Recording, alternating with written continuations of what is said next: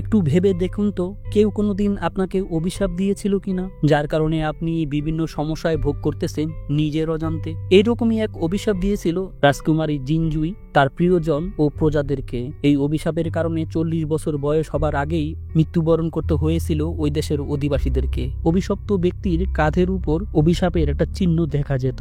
এই অকাল মৃত্যুর কারণে সংসার ভেঙেছিল অনেকের, বহু বাচ্চা এতিম হয়ে যাচ্ছিল, কেউ বা বিয়ে করতে ভয় পাচ্ছিল, কেউ আবার আপন মানুষকে কাছে পাওয়ার চেষ্টা থেকে বিরত থাকত, যা যুব সমাজে একটা সমস্যার কারণ হয়ে দাঁড়িয়েছিল। এই অভিশাপ থেকে মুক্ত হওয়ার জন্য রাস্তা খুঁজতে একদল যুবক প্রতিজ্ঞা করে বাড়ি থেকে বেরিয়ে পড়ে অভিশাপ থেকে মুক্ত হতে। দুর্গম রাস্তা, ভয়ঙ্কর জীবজন্তু, পাহাড়ি জঙ্গল অতিক্রম করে দেবতার কাছে চলে গিয়েছিল। এইরকমই ঘটেছিল আজকের গল্পে। এইরকম মজার মজার মুভি বাংলাতে পেতে চাইলে চ্যানেলটাকে সাবস্ক্রাইব করতে পারো। এই মুভিতে একটি লাইক, একটি কমেন্ট করে তোমার মূল্যবান মতামত জানাতে পারো। আর যদি আগে থেকেই সাবস্ক্রাইব করা থাকে তবে অসংখ্য ধন্যবাদ। কথা না বাড়িয়ে চলো মুভিতেই যাওয়া যাক। প্রফেসর শিরুলিয়ানের কাছে আসে হুবাই আলোচনা করার জন্য। তারা সুচেন আর্ম পর্বত যেতে চাইছে। প্রফেসর শিরুলিয়ান তাদেরকে রাস্তা বলে দেয় কিভাবে তারা ওইখানে পৌঁছাতে পারবে। হুবাই তার সঙ্গী হিসেবে 4 জন বন্ধুকে পেয়েছে। এরা হলো গোল্ডটুথ, ফ্যাটি, শার্লি ও লিংলং। এরা 4 জন হুবাইয়ের সঙ্গে যেতে রাজি হয়েছে। তখন শিরুলিয়ান বলে, আমিও তোমাদের সঙ্গে যাব। প্রফেসর শিরুলিয়ান একজনের তথ্য দেয়, যে ব্যক্তি পূর্বে ড্রাগন বোন ও সেলেস্টিয়ান টোনকে একত্রে করার জন্য সুচেন আর্ম পর্বত অতিক্রম করেছিল। একটি সাপের উপর তৈরি হয়েছিল ওই পাহাড়। 5000 বছর যাবৎ ওই সাপ ওইখানে অবস্থান করছে। এই কারণে সাপের শরীরের উপর গাছপালা জন্ম নিয়ে এই পাহাড় তৈরি হয়ে গেছে। প্রফেসর শিরুলিয়ান পরামর্শ দেয় ব্লাং চেইন লুইয়ের কাছ থেকে মুসেন ওয়ান মন্দিরে যাওয়া রাস্তাটা জেনে নেওয়ার জন্য। তখন শার্লি আসে। সে বলে ব্লাং চেইন লুইয়ের কাছে যাবে, তার কাছ থেকে যাওয়া রাস্তাটা জিজ্ঞাসা করে নেবে ড্রাগন বন কিভাবে হাসিল করা যায়। শার্লি আরো বলে 30 বছর আগে ব্লাং চেইন লুই তার একটি দল নিয়ে ওই জায়গায় গিয়েছিল।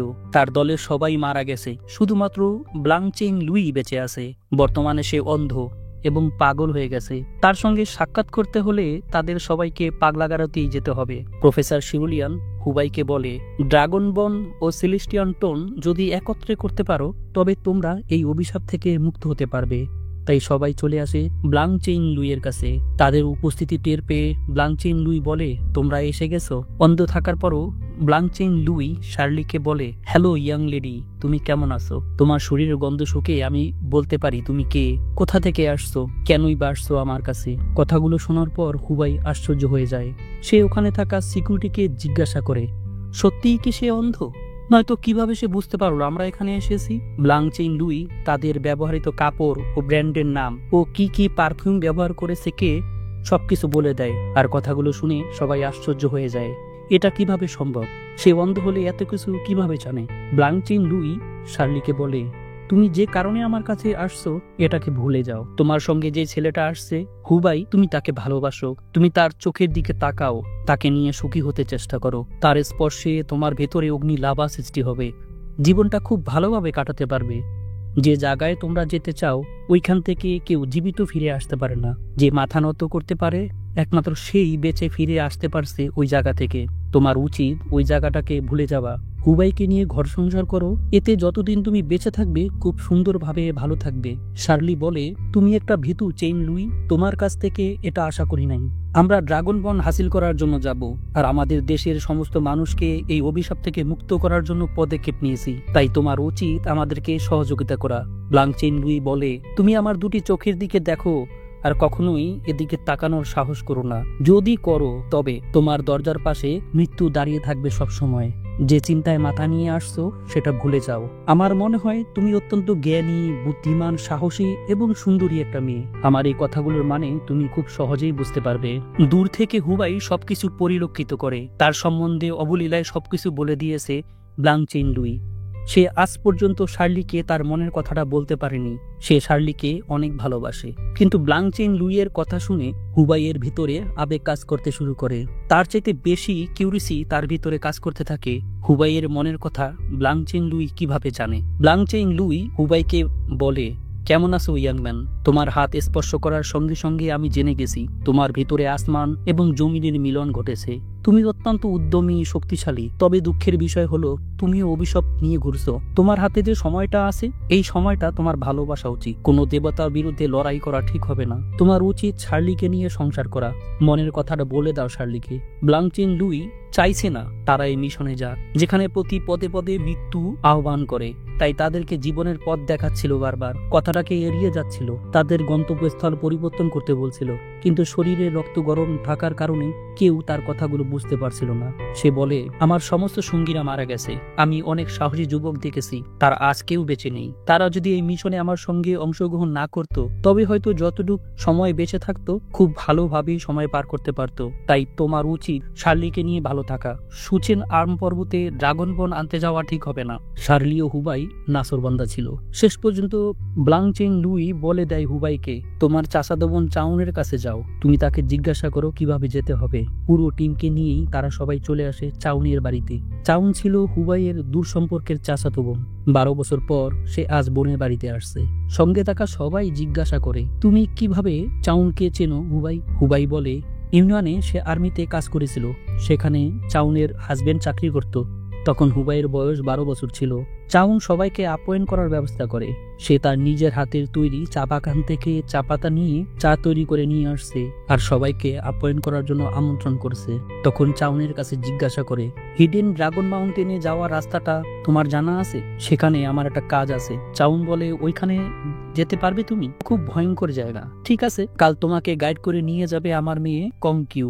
কংকিউ ছুটে আসে এবং জড়িয়ে ধরে হুবাইকে বলে, আঙ্কেল, তুমি কথা দিয়ে কথা রাখো না। তুমি বলেছিলে যাওয়ার সময় খুব তাড়াতাড়ি ফিরে আসবে, কিন্তু আমাদের বাড়িতে ফিরে আসতে তোমার 12 বছর সময় লেগে গেল। সে হুবাইকে জড়িয়ে ধরেছিল এবং সে বলেছিল, আঙ্কেল, তুমি আর আমি যে গাছ লাগিয়েছিলাম আজ সেটা অনেক বড় হয়ে গেছে। এই দৃশ্যটা শার্লি ভালোভাবে দেখেনি। তাকে জড়িয়ে ধরেছিল কংকিউ। সে মনে মনে একটু মাইন্ড করে নেয়। তার সঙ্গীরা সবাই মজা করছিল হুবাইকে নিয়ে জড়িয়ে ধরার কারণে। ঘুমানোর জন্য শার্লি গেস্ট রুমে যাচ্ছিল, তখন মশার কয়েল দেওয়ার জন্য গিয়েছিল হুবাই। খুব অভিমান করে ঘরের দরজাটা বন্ধ করে দেয় শার্লি, কারণ তাকে জড়িয়ে ধরেছিল কংকিউ। কিছুক্ষণ পর আগুনের জোনাকি পোকা নিয়ে খেলা করতে নেমে পড়ে গোল্টু, ফ্যাটি, লিংলং ও কংকিউ।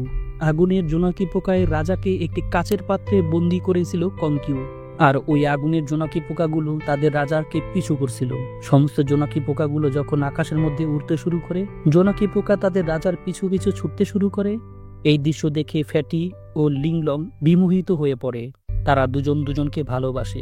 তাদের এই রোমান্টিক দৃশ্য দেখে, তাদের ছুটাছুটি দেখে হুবাই শার্লিকে একটি কবিতা শোনায়। কবিতার ছলে সে শার্লিকে প্রপোজ করে দেয়। হুবাই শার্লিকে বলে, বাগানে যত ফুল ফুটে সব তোমার হাসির কারণে, সমুদ্রের যত ঢেউ তা হয়তো তোমার চোখের পানি, ফাগুনের আসা যাওয়া তোমার হাসির উপরই নির্ভর করে।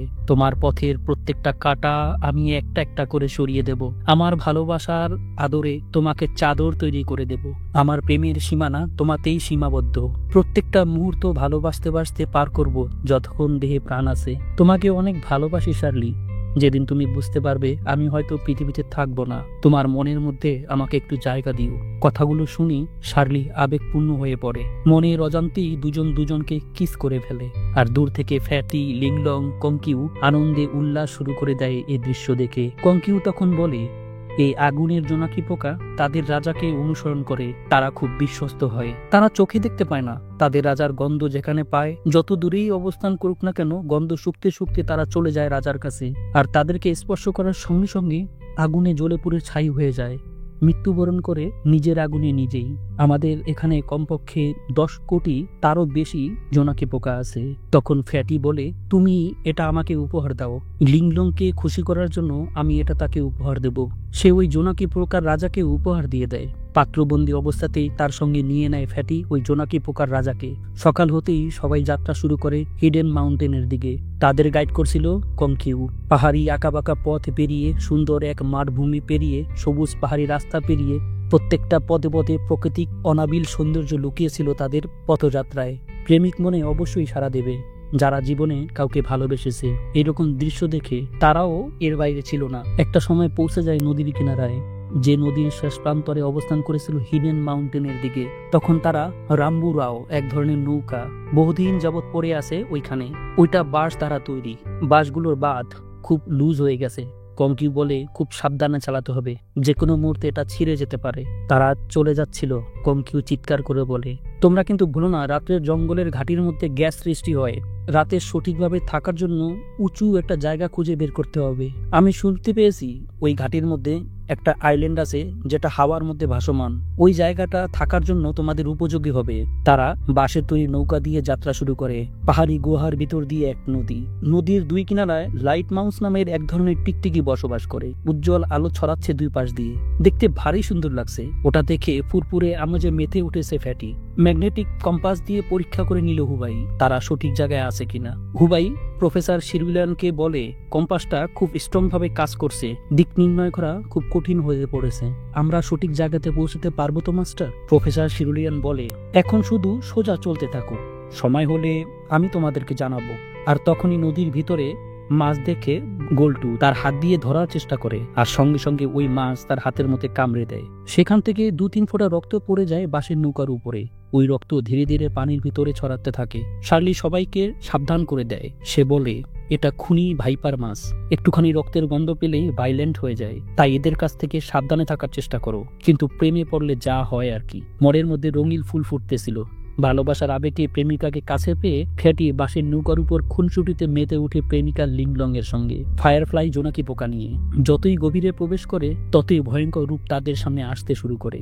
গুহার ভেতরে নদীর চারপাশে একের পর এক মূর্তি, হিজলের ঝোল ঝুলানো চারপাশে এক ভুতুরে অবস্থা। শরীরটা হিম হয়ে আসার মতো একটা শব্দ বাতাসের সঙ্গে ভেসে আসছে।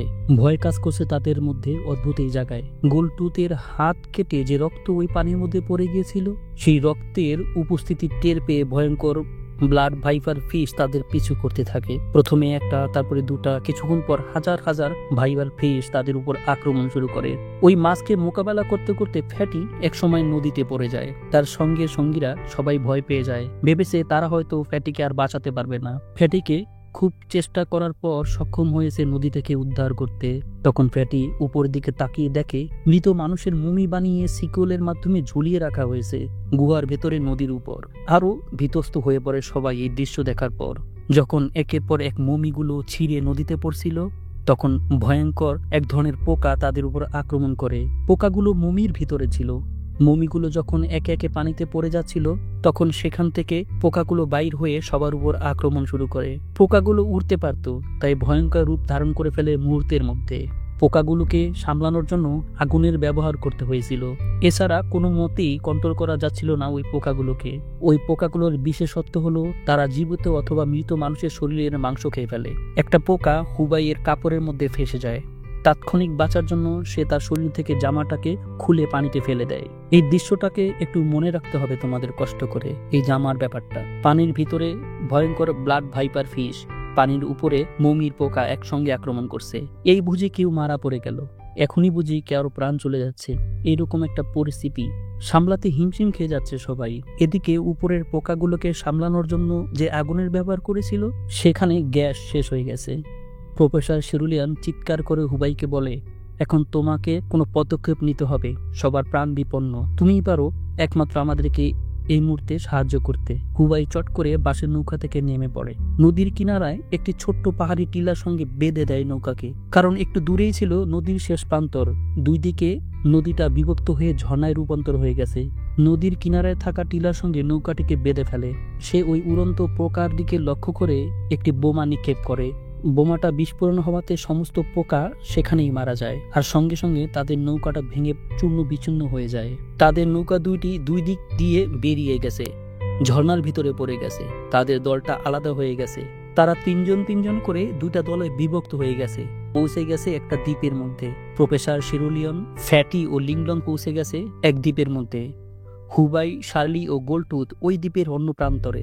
দুটো দলই চিন্তায় পড়ে যায়, তারা কি বেঁচে আছে? ভাবনা চালাতে থাকে মনে মনে। অন্য দল যদি বেঁচে থাকে তবে দেখা হবে কিভাবে? এই অনিশ্চয়তার মধ্যে ঘুরতে ঘুরতে পৌঁছে যায় শিয়াং ওয়াং মকবারাতে। ওই মকবরা রাজকুমারী জিনজুই তৈরি করেছিল। যারা তার সঙ্গে বিশ্বাসঘাতকতা করেছিল তাদেরকে এখানে মমি পরে রাখা হতো। শিওয়াং ছিল রাজকুমারীর খুব ঘনিষ্ঠ বন্ধু। তার বিশ্বাসঘাতকতার কারণেই অভিশাপ দিয়েছিল সমস্ত নগরবাসীকে রাজকুমারী জিনজুই। তার সঙ্গী আত্মীয় স্বজনদেরকেও ওইখানে রাখা হয়েছিল শেষ পর্যন্ত। শিওয়াংকে এখানেই সমাহিত করা হয়েছে। আর এই জায়গাটাকে পাহারা দেওয়ার জন্য এক ধরনের বিশাল টিকটিকিকে রাখা হয়েছিল। ওই টিকটিকিগুলো দেখতে কুমিরের মতো মনে হয়। একটুখানি এগিয়ে যাওয়ার পর নেম প্লেট খুঁজে পায়।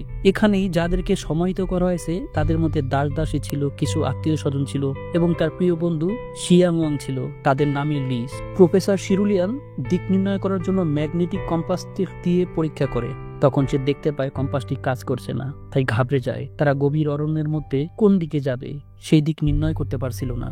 ফ্যাটিও লিংলংকে বলে সিগন্যাল দেওয়ার জন্য তৈরি থাকো। ওরা যদি গুহার ভেতর থেকে বাইর হয়ে আসে তবে এই সিগন্যাল দেখে আমাদেরকে খুঁজে বাইর করে নেবে।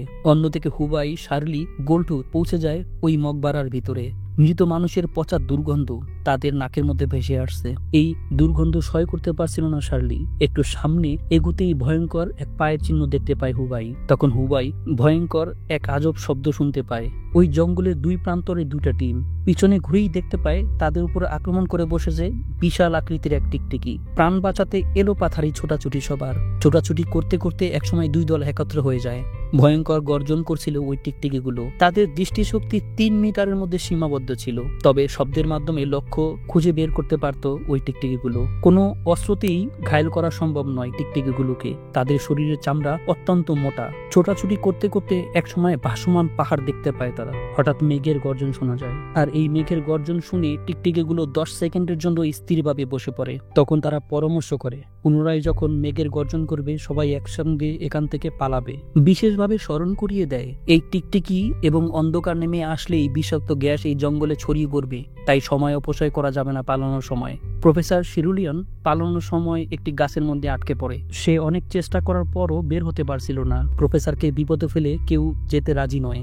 শেষ পর্যন্ত প্রফেসরকে ওইখান থেকে মুক্ত করে। হুবাই, শার্লি দুজন পরিকল্পনা করে সামনেই একটা খাদ দেখা যাচ্ছে। হুবাই খাদের কিনারাতে অপেক্ষা করবে আর শার্লি সমস্ত টিকটিকিগুলোকে ডেকে নিয়ে আসবে। দৌড়ে শার্লি ওই খাদের মধ্যে ঝাঁপ দেবে আর হুবাই শার্লিকে সেফ জোনে নিয়ে আসবে। দ্রুত গতির কারণে টিকটিকিগুলো পাহাড়ি খাদের ভিতর পড়ে যাবে। যেই পরিকল্পনা সেই কাজ। কিছুটা সফলতা পেয়েছে, কিন্তু দুঃখের বিষয় হলো আরো অনেক টিকটিকি বেঁচে গেছে এই ফাঁদ থেকে। তখন সবাই ছুটতে ছুটতে আকাশের উপর ভাসমান আইল্যান্ডের দিকে রওনা করে। একটা সরু রাস্তা, একজন মানুষের বেশি যাওয়ার ব্যবস্থা নেই। সবাই একসঙ্গে ছুটতে শুরু করে। হুবাই সবাইকে সহযোগিতা করছিল পিছনে থেকে।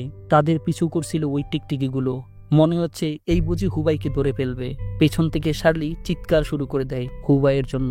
অবশেষে হুবাই রাস্তাটাকে ডিস্ট্রয় করে দেয় আর সমস্ত টিকটিকি গভীর খাদে পড়ে মারা যায়। সবাই পৌঁছে যায় সুন্দর ফুলে সজ্জিত সবুজে মনোমোহিত এক আইল্যান্ডে। এরকম পরিবেশ দেখলে সবারই মন চাইবে প্রিয় মানুষটাকে ভালোবাসতে। প্রাকৃতিক সৌন্দর্যের মনোরম পরিবেশ ভাষায় বোঝানো সম্ভব না। দেখে মনে হচ্ছিল এটা বুঝি পৃথিবীর স্বর্গ। রাত্রি যাপন করার সিদ্ধান্ত নেয় এখানেই। শূন্যের উপর ভাসমান আইল্যান্ড। সকাল হলেই তাদের গন্তব্যে পুনরায় যাত্রা শুরু করবে। সারাদিনের ছুটাছুটির ধকল শরীরের উপর দিয়ে গিয়েছে, তাই সবাই ক্লান্ত হয়ে পড়েছে। মনে মনে ভাবছিল একটু পানি পেলে মন্দ হতো না। মজার বিষয় হলো সামনেই একটা পদ্ম পুকুর দেখতে পায়। অত্যন্ত সুন্দর স্বচ্ছ পানি, চারপাশে রঙিন প্রজাপতি, ফুল, পাখির ডাক, পরিবেশ মনের মাধুরী মেশানো। এই আইল্যান্ডের মধ্যে একদিনের মধ্যে 4 বার ঋতু পরিবর্তন হয়। এই দ্বীপটির ব্যাপারেই বলেছিল কংকিউ রাতে থাকার জন্য। শার্লি ও লিংলং পরামর্শ করে তারা পদ্মপুকুরে গোসল করতে নামবে। তাদের সঙ্গে বাকিরাও নেমে পড়ে। প্রফেসর শিরুলিয়ান উপরে থেকে যায় আর বাকি সবাই জলকেলি খেলতে শুরু করে পদ্মপুকুরেই। সকাল হতেই গন্তব্যের জন্য যাত্রা শুরু করে। পৌঁছে যায় ক্লার্কের অমর কেকড়ার ভূমিতে। চারপাশে কিছু কবর ছিল শৈল্পিক কারুকাজ করা। হঠাৎ পানির ভেতর থেকে উঠে আসে অমর কাকড়া। আক্রমণ শুরু করে দেয় তাদের উপর। এটাকে আঘাত করার পর সে পুনরায় পানিতে ডুব দেওয়ার সঙ্গে সঙ্গে সুস্থ হয়ে যায় কাকড়াটি। এটাকে মারা খুব অসম্ভব ছিল। সবাই লড়াইয়ে জড়িয়ে যায় কাকড়ার সঙ্গে। কোনো মতেই পেরে উঠছিল না কাকড়াটির সঙ্গে। এই লড়াইয়ের এক পর্যায়ে লিংলং আহত হয়ে পড়ে। লিংলং এর সমস্ত অস্ত্র ব্যবহার করেছিল প্রফেসর শিরুলিয়ান। বহু কৌশল অবলম্বন করার পর কাকড়াটি পরাস্ত হয়ে যায়। কাকড়াটি কিছু আহত হয়ে পড়েছিল। শেষ পর্যন্ত কাকড়াটি পুনরায় পানিতে চলে যায়। তখন হুবাই পানির মধ্যে তার জামাটাকে দেখতে পায়, যেটা সে নদীর ভিতরে ছুঁড়ে ফেলেছিল পোকার আক্রমণের সময়। তখন সে বুঝে যায় এই পানির সঙ্গে নদীর সম্পর্ক আছে। যদি কোনোভাবে কাকড়াটিকে রক্তাক্ত করা যায় পানির ভিতর, তবে ভয়ঙ্কর ব্লাড ভাইপার ফিশ মাছ তাকে শিকার করে খেয়ে নেবে। এই অমর কাকড়ার মৃত্যুবরণ করবে সঙ্গে সঙ্গে। হুবাই পানিতে নেমে পড়ে। কাকড়ার পিছু করতে করতে পানির ভিতর ডুব দিয়ে হুবাই কাকড়াকে ক্ষতবিক্ষত করে দেয়। আর কাকড়ার রক্তের ঘ্রাণ পেয়ে ভয়ঙ্কর ব্লাড ফাইবার ফিশ মাছ কাকড়ার উপর আক্রমণ করে। শেষ পর্যন্ত কাকড়াকে ছিন্ন বিচ্ছিন্ন করে খেয়ে ফেলে ওই মাছগুলো। উপর থেকে সবাই ভয় পাচ্ছিল হুবাই উপরে ফিরে আসতে পারবে কিনা। কাকড়ার মৃত্যুর পর লিংলং আসে তাদের মাঝে। সে সেখানেই তার শেষ নিঃশ্বাস ত্যাগ করে। তার এই শেষ নিঃশ্বাস ত্যাগ করার দৃশ্য দেখে প্রফেসর শিরুলিয়ান বলে, তোমাদের হাতে যে বাকিটা সময় আছে সেই সময়টাকে নিয়ে তোমরা জীবনকে আঁকড়ে ধরো। তোমাদের ভালোবাসার মানুষটাকে সঙ্গে নিয়ে ফিরে যাও। এখানে যদি মারা যাও তবে লাশটা কেউ দেখতে পাবে না। তাই তোমাদের উচিত এখান থেকে ঘরে ফিরে যাওয়া, কারণ আমরা নিশ্চিত মৃত্যুর দিকে ধাবিত হচ্ছি ধীরে ধীরে। তখন হুবাই সিদ্ধান্ত নেয় সে একাই যাবে বাকিটা পথ ড্রাগন বোন সিলেস্টিয়ান টনকে একত্র করার জন্য। তার সঙ্গে দেয় তার প্রিয়তমা শার্লি। শার্লি বলে, হুবাইয়ের যে সিদ্ধান্ত সেটা আমার সিদ্ধান্ত। সঙ্গে সঙ্গে দুই বন্ধু গোল্টুথ ও ফ্যাটিও একই সিদ্ধান্ত নেয়, তারা হুবাইয়ের সঙ্গে যাবে। প্রফেসর শিরুলিয়ান বলে সে থেকে যাবে। যদি তারা মারা যায় তবে লাশটাকে তার মা বাবার কাছে পৌঁছে দেওয়ার জন্য। এই নদীর প্রথম গেটের সামনে অপেক্ষা করবে প্রফেসর শিরুলিয়ান। এবার বাকি চারজন তাদের গন্তব্যের উদ্দেশ্যে রওনা করে। সুচেন আর্ম পর্বত অতিক্রম করে দেবতা সিংওয়ানের মহলে পৌঁছে যায়। সিংওয়ানের মূর্তি সেখানে অবস্থিত ছিল। ওই মূর্তির হাতের মধ্যেই ছিল ড্রাগন বোন। একটুখানি সামনে এগুতেই তাদের দিকে ধেয়ে আসছিল ভয়ঙ্কর বিচ্ছু বাহিনী। মুসেন ওয়ান দেয়ালটাকে স্পর্শ করার সঙ্গে সঙ্গে ফিরে যাওয়া রাস্তাটা বন্ধ হয়ে যাবে, এই কথাটা মনে পড়ে যায় হুবাইয়ের। ভয়ঙ্কর এক বিচ্ছুর সঙ্গে লড়াই করতেছিল। লড়াইয়ের এক ফাঁকে সুযোগ বোঝে হুবাই ওই ড্রাগন বন হাতে নিয়ে নেয়। সঙ্গে সঙ্গে সমস্ত বিচ্ছু বাহিনী ওইখান থেকে চলে যায়। চারদিকে ভূমিকম্প শুরু হয়ে যায়। মন্দিরের ঘণ্টাগুলো খুব উচ্চ স্বরে বাজতে শুরু করে। সবার মাথায় সমস্যার সৃষ্টি হচ্ছিল, ঠিকমতো কেউ চোখে দেখতে পাচ্ছিল না। আর তখনই বিশাল ভয়ঙ্কর এক সাপ তাদের সামনে চলে আসে। যে সাপের মুখের ভিতর ছিল এই ড্রাগন বন। ওই সাপ শতাব্দীর পর শতাব্দী যাবৎ ঘুমিয়েছিল। তার পিঠের উপর গড়ে উঠেছে বিশাল এক পর্বত, ড্রাগন বনভূমি। ড্রাগন বন স্পর্শ করার সঙ্গে সঙ্গেই পর্বতে ভূমিকম্প শুরু হয়ে যায়। সাপের চোখের দিকে তাকিয়ে মনে পড়ে যায় সেই পাগল ও পাগলাগারতের কথা। সে বলেছিল এই চোখের দিকে কখনো তাকিও না। সাপের চোখের রং আর ওই পাগলের চোখের রং একই রকম হয়ে গেছিল। কোনো মতেই সাপকে পরাস্ত করতে পারছিল না। একটা সময় এসে ফায়ারফ্লাই জোনাকি পোকার পাত্রটাকে হাতে নিয়ে ছুঁড়ে মারে ওই সাপের দিকে হুবাই। কিন্তু দুঃখের বিষয়, নিচে পড়ে ভেঙে যায় জোনাকি পোকার রাজা বন্দি থাকা পাত্রটা। তখনই প্রফেসর শিরুলিয়ান আসে। ফায়ারফ্লাই জোনাকি পোকার রাজাটাকে তার হাতের মধ্যে বন্দি করে রাখে। আর সঙ্গে সঙ্গে লক্ষ লক্ষ জোনাকি পোকা আসতে শুরু করে রাজার দিকে। আর প্রফেসর সেই জোনাকি পোকাটাকে হাতের মধ্যে নিয়ে সাপের মুখের মধ্যে চলে যায়। প্রফেসর শিরুলিয়ানের সঙ্গে লক্ষ লক্ষ জোনাকি পোকা ওই সাপের মুখের মধ্যে প্রবেশ করতে শুরু করে। জোনাকি পোকার আগুনে ওই সাপ মারা যায়, সঙ্গে প্রফেসরও মারা যায়। ড্রাগন বন নিয়ে তারা সবাই চলে আসে শহরে। প্রফেসরের লাশ সঙ্গে ছিল। ড্রাগন বন আর সিলেস্টিয়ান টোনকে একত্র করে সমস্ত অভিশাপ থেকে মুক্ত করে দেয় সবাইকে। আর মুভিটা এখানেই শেষ হয়ে যায়। যদি মুভিটা ও গল্পটা ভালো লাগে তবে চ্যানেলটাকে সাবস্ক্রাইব করে দিও। দেখা হবে পরবর্তী মুভিতে।